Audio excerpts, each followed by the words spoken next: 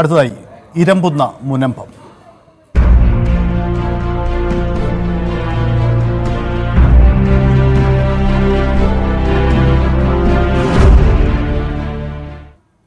മുനമ്പം ഭൂമി പ്രശ്നത്തിൽ ജുഡീഷ്യൽ കമ്മീഷനെ നിയമിച്ചതിൽ സർക്കാരിനെ വിമർശിച്ച് ദീപിക മുഖപ്രസംഗം.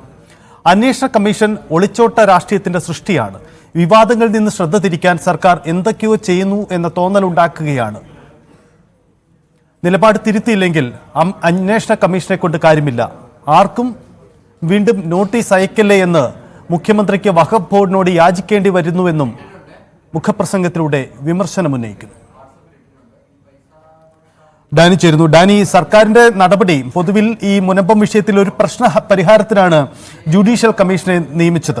ഇത് പൊതുവിൽ ഒരു പൊതുവായ നല്ല സ്വീകാര്യത നിലപാടായിട്ടാണ് പൊതുവിൽ സ്വീകരിക്കപ്പെട്ടത്. പക്ഷേ ദീപിക അടക്കം ഇത് അംഗീകരിക്കുന്നില്ല. എന്താണ് ഈ മുഖപ്രസംഗത്തിന്റെ കാതൽ?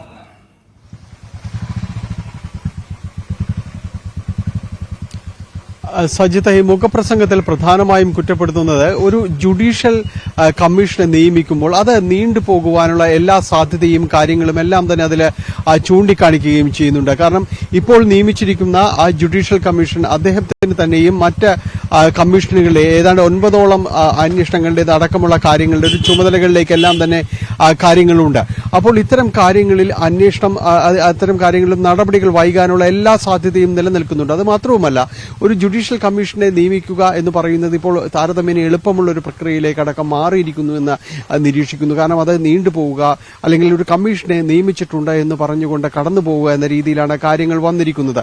അപ്പോൾ ഈ കമ്മീഷനെ കൊണ്ടും ആ രീതിയിലായിരിക്കും കാര്യങ്ങൾ മുന്നോട്ട് പോവുക എന്നാണ് ദീപികയുടെ ഒരു നിരീക്ഷണം വരുന്നത്.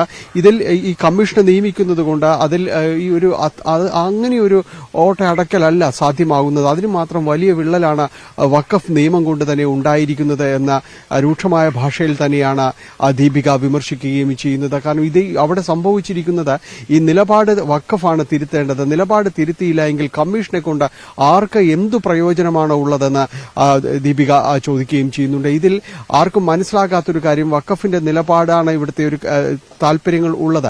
അത് മാറ്റേണ്ടതുണ്ട്. ചില രാഷ്ട്രീയക്കാർക്ക് മാത്രമാണ് അത് തിരിച്ചറിയാൻ കഴിയാതെ പോകുന്നതെന്ന് മുഖപത്രം നിരീക്ഷിക്കുന്നു. അതോടൊപ്പം തന്നെ ഈ വഖഫ് വിഷയമല്ല മുനമ്പത്തേത് എന്നത് അടക്കമുള്ള കാര്യങ്ങളിൽ ചില നിലപാടുകൾ ഉണ്ട്. അത്തരം വഖഫിന്റെ അത്തരം നിലപാടുകളുടെ സംരക്ഷകരായിട്ട് ഇടത് വലത് മുന്നണികളെല്ലാം തന്നെ മാറുന്നുണ്ട്. പാർലമെന്റിലടക്കം അതാണ് നമ്മൾ കാണുന്നതെന്ന് ദീപിക നിരീക്ഷിക്കുകയും ചെയ്യുന്നു. അങ്ങനെ ശക്തമായൊരു വിമർശനം കമ്മീഷന് സംബന്ധിയായ കാര്യങ്ങളിലും ഉയർത്തുന്നുണ്ട്. എന്തുകൊണ്ട് കമ്മീഷൻ ഇപ്പോൾ ഏതെല്ലാം താല്പര്യങ്ങളാണ് അതിന് പുറത്ത് വരുന്നത് എന്നതടക്കമുള്ളൊരു ചോദ്യങ്ങൾ ഉയർത്തുകയും ചെയ്യുന്നുണ്ട്. ഇനി മറ്റൊന്നുകൂടി ദീപിക മുന്നോട്ട് വയ്ക്കുന്നത് ന്യൂനപക്ഷ അവകാശങ്ങൾ സംബന്ധിച്ച്, പ്രത്യേകിച്ച് ക്രിസ്ത്യൻ ന്യൂനപക്ഷങ്ങളുടെ അടക്കമുള്ള കാര്യങ്ങളിൽ ഒരു കമ്മീഷനെ നിയമിച്ചിട്ടുണ്ടായിരുന്നു. ജസ്റ്റിസ് JB കോശിയായിരുന്നു അതിന്റെ അധ്യക്ഷൻ. അദ്ദേഹത്തിന്റെ ഇത് സംബന്ധിയായ പഠനങ്ങളും കാര്യങ്ങളും എല്ലാം തന്നെ കഴിയുകയും ചെയ്തു, റിപ്പോർട്ട് സമർപ്പിക്കുകയും ചെയ്തു. ആ റിപ്പോർട്ടിൽ എന്ത് നടപടിയാണ് ഉണ്ടായത്? ഉടൻ നടപടി ഉണ്ടാകുമെന്ന് ന്യൂനപക്ഷ ക്ഷേമ വകുപ്പ് മന്ത്രി തന്നെ പറഞ്ഞിട്ട് ഏതാണ്ട് 1 വർഷം കഴിയുകയും ചെയ്തിട്ടുണ്ട്. അപ്പോൾ ഇത്തരം കാര്യങ്ങളിലൊന്നും നടപടി ഉണ്ടാകുന്നില്ല. ഈ ചുരുക്കത്തിൽ കമ്മീഷനുകളെ കൊണ്ട് എന്ത് പ്രയോജനമെന്നതാണ് ദീപിക ഉയർത്തുന്ന ഒരു ചോദ്യമായിട്ട് വരുന്നത്. മുനമ്പത്തും സംഭവിക്കുന്നതും മറിച്ചാവില്ല. ഇതിൽ കൃത്യമായി തിരുത്തപ്പെടേണ്ടത്, ഇതിൽ അവിടെ കഴിയുന്നവരുടെ കൈവശാവകാശ രേഖകളല്ല ചോദിക്കേണ്ടത്. അവിടെ കയ്യേറ്റക്കാർ ആരാണെന്ന് തിരിച്ചറിയുകയും അവരുടെ രേഖകളാണ് നിങ്ങൾ അന്വേഷിക്കേണ്ടതുമെന്ന് ദീപിക പറഞ്ഞു വയ്ക്കുകയും ചെയ്യുന്നു. ചുരുക്കത്തിൽ സർക്കാരിന്റെ നടപടിയോട് ശക്തമായ രീതിയിലുള്ളൊരു വിയോജിപ്പ് തന്നെയാണ് പ്രകടിപ്പിക്കുന്നത്. സജിത, ഡാനി, ഒരു കാര്യം കൂടി, ഈ വിഷയത്തിൽ സർക്കാർ തൽക്കാലം മുനമ്പം എന്ന രാഷ്ട്രീയ പ്രതിസന്ധിയിൽ നിന്നും അതിനെ മറികടക്കാനുള്ള തീരുമാനമായാണ് ജുഡീഷ്യൽ കമ്മീഷനെ കാണുന്നത്. മറിച്ച് ആ വിഷയത്തിൽ പ്രശ്നപരിഹാരം ഉണ്ടാവുന്നില്ല. പ്രത്യേകിച്ച് കമ്മീഷൻ വരുന്നതോടുകൂടി അനന്തമായി വീണ്ടും മൊഴിയെടുപ്പും തെളിവെടുപ്പും നടപടിക്രമങ്ങളുമായി നീണ്ടുപോവുകയും പ്രശ്നപരിഹാരം സാധ്യമാവുകയും ചെയ്യുന്നില്ല. അതുകൊണ്ട് കൂടിയാണോ ഈ വിഷയത്തിൽ ഇതിനെ സ്വീകരിക്കേണ്ടതില്ല എന്ന നിലപാടിലേക്ക് സമരക്കാരും ഇപ്പോൾ ഈ ദീപികയുടെ മുഖപത്രവും അടക്കം അത്തരമൊരു നിലപാടെടുത്തതിന്റെ കാരണം? ഏതാണ്ട് അതേ ആശയം തന്നെയാണ്. കാരണം സൈത്ത് സൂചിപ്പിച്ചതുപോലെ ഇത്തരം ഒരു കമ്മീഷനെ നിയമിക്കുന്നതോടെ താൽക്കാലികമായ ഒരു രക്ഷപ്പെടൽ, അല്ലെങ്കിൽ കമ്മീഷനെ നിയോഗിച്ചിട്ടുണ്ട്, അവർ തീരുമാനമെടുക്കുമെന്ന് പറയുന്നതിലൂടെ സർക്കാരിന് ഒരു മുഖം രക്ഷിച്ച് മാറി നിൽക്കുകയും ചെയ്യാം. പക്ഷെ നമുക്കെല്ലാവർക്കും അറിയാം, ഈ കമ്മീഷന്റെ നടപടികൾ എന്ന് പറയുന്നത് അത് അവിടെ നാട്ടുകാർ ചോദിക്കുന്നത് പോലെ അത് ഏത് കാലത്ത് തീരുമെന്ന ഒരു ചോദ്യം പൊതുവായിട്ട് ബാക്കി നിൽക്കുന്നുണ്ട്. അപ്പോൾ കമ്മീഷനോട് അവർ വിയോജിക്കുന്നില്ല, സർക്കാരിന്റെ നടപടിയോടെല്ലാം തങ്ങൾ അംഗീകരിക്കുന്നു. പക്ഷേ ഈ രേഖകളെല്ലാം തങ്ങൾ കമ്മീഷന് മുൻപാകെ കൊണ്ടുവരേണ്ടതില്ല. നേരത്തെ തന്നെ റവന്യൂ വകുപ്പ് ഈ ഭൂമികളുടെ എല്ലാം തന്നെ വിശദാംശങ്ങൾ ശേഖരിച്ചിട്ടുണ്ട്.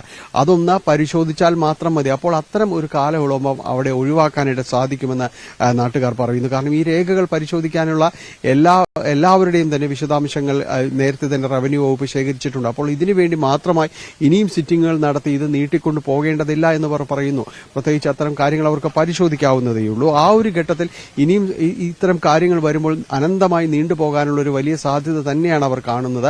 അത്തരം നീണ്ടുപോകലിലൂടെ അവരുടെ ജീവിത പ്രതിസന്ധികൾ തന്നെയാണ് വീണ്ടും കടന്നു പോകുന്നത്. കാരണം പലർക്കും ഈ വിഷയങ്ങൾ പരിഹരിക്കപ്പെട്ടിട്ട് വേണം അവരുടെ റവന്യൂ അവകാശങ്ങൾ തിരികെ പിടിച്ച് അവർക്ക് കരമൊടുക്കിക്കൊണ്ട് അവരുടെ മക്കളുടെ വിദ്യാഭ്യാസം, വിവാഹം അടക്കമുള്ള കാര്യങ്ങൾ, രോഗികളുടെ ചികിത്സ, ഇത്തരം കാര്യങ്ങളിലെല്ലാം തന്നെ അവർക്ക് ഈ കുടുംബങ്ങൾക്ക് അവരുടെ വീട്, അവരുടെ റവന്യൂ അവകാശങ്ങൾ തിരികെ കിട്ടി പണയപ്പെടുത്തിയാണ് പലർക്കും മുന്നോട്ട് പോകാനുള്ളത്. അപ്പോൾ ഇത്തരം കാര്യങ്ങളെല്ലാം തന്നെ നീണ്ടുപോകുമെന്ന കടുത്ത ആശങ്ക അവർക്കുണ്ട്. അതുകൊണ്ട് തന്നെ കമ്മീഷനോട് തങ്ങൾ അനുകൂലിക്കുന്നു എന്ന് പറയുമ്പോഴും അതിനും വേഗത്തിലൊരു നടപടി അവർ പ്രതീക്ഷിക്കുകയും ചെയ്യുന്നുണ്ട്. അതുകൊണ്ട് മുഖ്യമന്ത്രിയെ തന്നെ നേരിട്ട് കണ്ട് ഇത്തരം കാര്യങ്ങൾ ബോധ്യപ്പെടുത്താനായിട്ട് അവർ ശ്രമിക്കുന്നുണ്ട്. അത്തരം ഒരു നടപടികളിലൂടെ വളരെ പെട്ടെന്ന് ഈ കാര്യങ്ങളിലേക്ക് പോകാം എന്ന് അവർ കരുതുന്നു. മാത്രവുമല്ല സജിത്ത്, ഇതിൽ ഇതുവരെയും എന്തെല്ലാമാണ് വിഷയങ്ങൾ, പരിഗണനാ വിഷയങ്ങൾ എന്നതടക്കമുള്ള കാര്യങ്ങൾ ഈ കമ്മീഷന്റെ ചുമതലപ്പെട്ട ആൾ അധ്യക്ഷനിലേക്ക് ഇതുവരെയും നിയമിച്ച് നൽകിയിട്ടുമില്ല എന്നതാണ്. അപ്പോൾ അത്തരം കാര്യങ്ങൾ കൂടി ഇപ്പോഴും തടസ്സം നേരിടുന്നു എന്നതാണ് സജിത്ത്. യെസ്, അതാണ് സാഹചര്യം. എന്തായാലും മുനമ്പം വിഷയത്തിൽ ദീപിക മുഖപ്രസംഗം കണ്ടെത്തുന്നത് ജുഡീഷ്യൽ കമ്മീഷൻ തങ്ങൾക്ക് നീതി കൊണ്ടുവരില്ല എന്ന നിലപാടാണ് ഈ വിഷയത്തിൽ ദീപികയും മുഖപ്രസംഗത്തിലൂടെ എഴുതുന്നത്. ഇത് തന്നെയാണ് സമരക്കാർ ഉന്നയിക്കുന്ന ആക്ഷേപവും. കത്തോലിക്ക കോൺഗ്രസ് അടക്കമുള്ളവർ ഈ വിഷയത്തിൽ അത്തരം നിലപാട് എടുക്കുകയും ചെയ്തിട്ടുണ്ട്.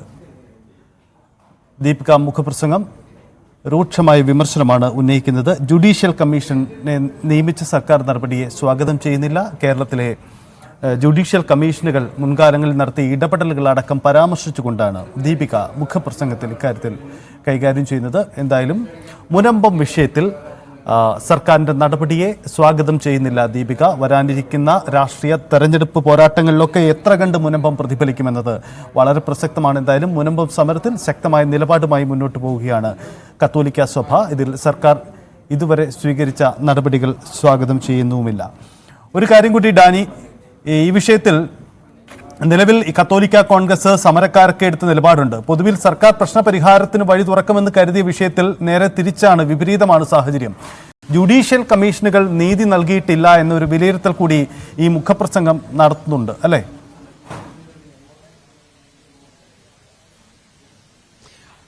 അത് തന്നെയാണ് നേരത്തെ സൂചിപ്പിച്ചത്. അത് തന്നെയാണ് അതിൽ ഉദാഹരിക്കപ്പെടുന്നത് നേരത്തെ ന്യൂനപക്ഷങ്ങളുടെ, പ്രത്യേകിച്ച് ക്രൈസ്തവരെ അടക്കം നിലവിൽ അവർ നേരിടുന്ന സാമുദായികമായിട്ടുണ്ടായിരുന്ന സാമ്പത്തികമായി, വിദ്യാഭ്യാസപരമായി അവർക്ക് ലഭിക്കുന്ന പരിഗണനകൾ അതെന്തൊക്കെയാണ്, അതിൽ എത്രമാത്രമാണ് സർക്കാരിൽ നിന്നുള്ള ഒരു സഹായം അടക്കമുള്ള കാര്യങ്ങളിൽ അവർക്ക് എന്തെല്ലാം ലഭിക്കുന്നു എന്നതടക്കം പരിശോധിക്കപ്പെടാനായിട്ട് ജസ്റ്റിസ് JB കോശി അധ്യക്ഷനായ ഒരു കമ്മീഷൻ അടക്കം നിയമിക്കുകയും ചെയ്തിരുന്നു. അതിൽ വിശദമായ രീതിയിൽ തന്നെ എല്ലാവരെയും കേട്ടുകൊണ്ടും അവർക്ക് പറയാനുള്ള കാര്യങ്ങൾ സ്വീകരിച്ചുകൊണ്ടും എന്താണ് നിലവിലത്തെ സംസ്ഥാനത്തെ സാഹചര്യം എന്നതടക്കമുള്ള കാര്യങ്ങൾ പഠിക്കുകയും എല്ലാം തന്നെ ചെയ്തു. പക്ഷേ ഇത് സംബന്ധിയായ റിപ്പോർട്ട് സമർപ്പിക്കപ്പെട്ടിരുന്നു. പക്ഷേ അതിൽ നടപടികൾ ഉണ്ടാവുന്നില്ല. Father Philip